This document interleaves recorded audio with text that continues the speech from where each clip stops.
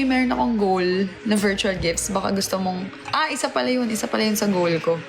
Mas... isa pala yun. Thank you. Mahal, miss ka na daw ni Mai. Pasabi hi. Sabit na yan, vest. Sabit saan? Hi, Dahlia. I miss you. Pasya na nga di Villarreal. Sige, pakada ako. Ano kulay niyan? Teal. Till I met you. Yeah. Ayun oh. Bagay sa akin yan ngayon. Bagay sa akin nakakap ngayon. Thank you, NJ. Guys, kung gusto niyo akong supportahan through virtual gifts, drop kayo ng ganong cup. Tsaka yung crown. Agoy. Anong kulay nun sa'yo, Kalots? Pagkatapos pa ng undas ako babalik eh. Kausay takord. Bagan-uwat man ini. Alam niyo pagka sinasabing word ko or mga waringa na takward, kinikilig ako kahit word fam.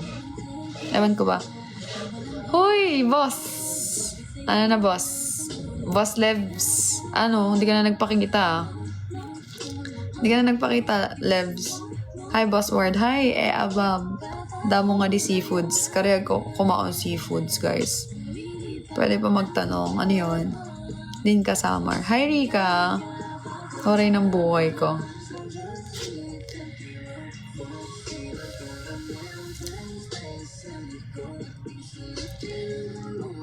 Word, Holy Bakes. Uy, karasan Holy Bakes. Katbalogan. Hala, naka full braces. Parang filter, no? Ala, hindi na 50-50. Elastic ako, mahal. Anong kulay nun sa'yo? Rika, thank you, mahal. Hi, lover girl. Hi. Word, tagad ang motivation. Mademak. Upaya kay... Dili mo nga ni upaya yun. To. Thank you. Halabo na brace. Oo, may siren mo yung slow down dance rental version, please. Ano yun? Saan yun? Tag mo ko. Masakit po ba braces? Ngayon, hindi pa kasi kakakabit lang ito. Lebs, wala ka na dyan? Natin sundan mo pa ako sa... Naka-braces na siya. Oo.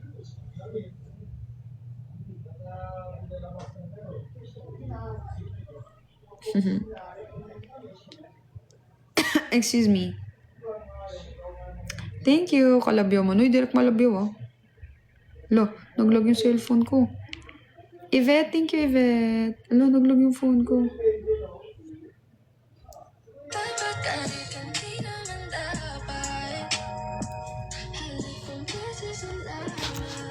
Ayan mismo yung mismong look mo, mahal nung 27. Oo nga, ayun nga din sabi sa akin ni Cleo eh.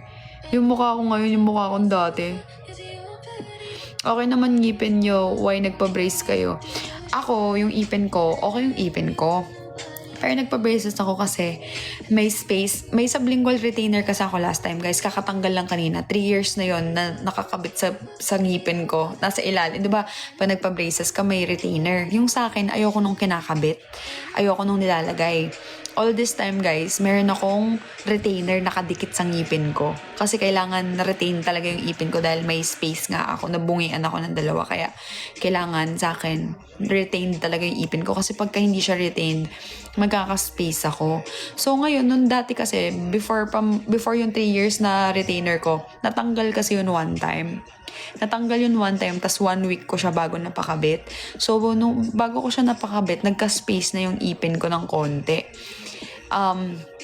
And then, parang eventually, medyo napapansin ko na, hindi naman siya visible. As in, hindi naman siya visible. Pero, ako kasi guys, sobrang maarte ako sa ipin.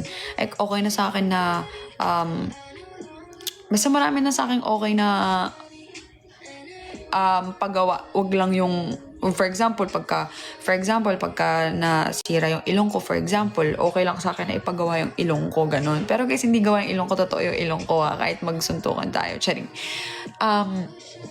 For example, parang mas okay sa akin na masira yung ilong ko kaysa masira yung ipin ko. Pero syempre ayoko, no? Pero kung pipili ako, kung may choice ako, ganon. Gets nyo ba? So ayoko yung ipin kasi yung ipin mahirap. Kahit may veneers, kahit may mga jackets, ganyan. Kasi maganda yung ipin ko talaga, guys. Hindi ako nagbubuhat ng bangko, honest opinion lang. Dito lang tayo sa facts. Maganda talaga yung ipin ko. As in, maganda talaga siya. Kaya inaalagaan ko siya kasi mahirap Mahirap.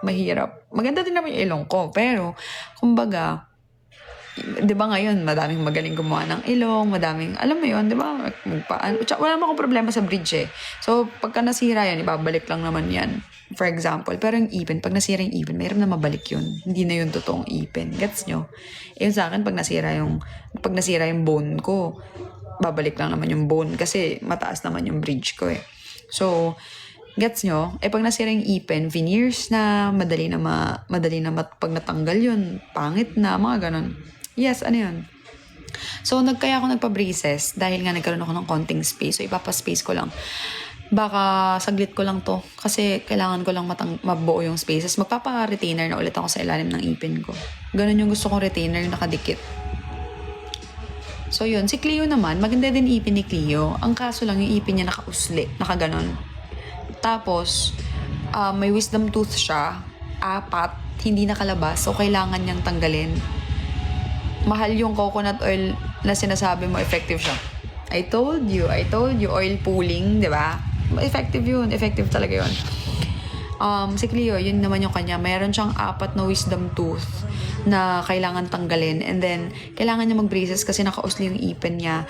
And kailangan siya, aside sa wisdom tooth niya, 8 yung kailangan nagbunutin sa kanyang ipin. 4 na wisdom tooth, tapos 4 dito. Kasi masyadong malalaki yung ipin niya.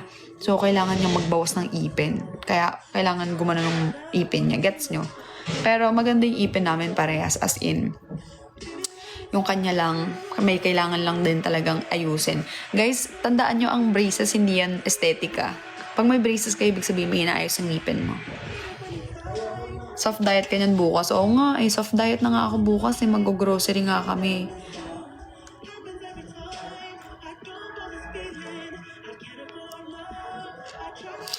May tatanong anong tawag sa hair ko.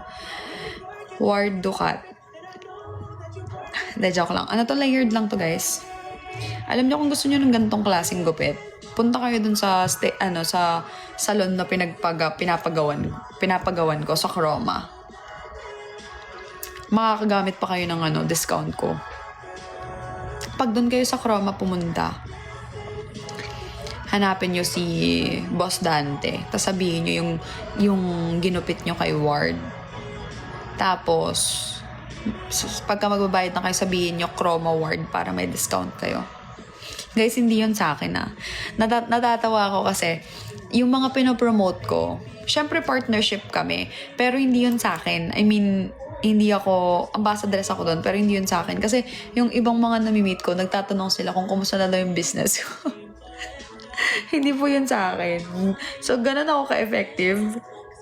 Akala nyo akin yun. Guys, eto may nagtanong kung magkano yung braces ko. Etong braces ko, since nag-promote, sige, pero kasi para sa inyo naman actually to kung bakit ko siya sa inyo i-share. Etong braces ko, since hindi naman malala yung case ko, sobrang lang nung case ko. As in, didikit lang naman yung space ko, pero syempre may mga konting aayusin din, ganyan.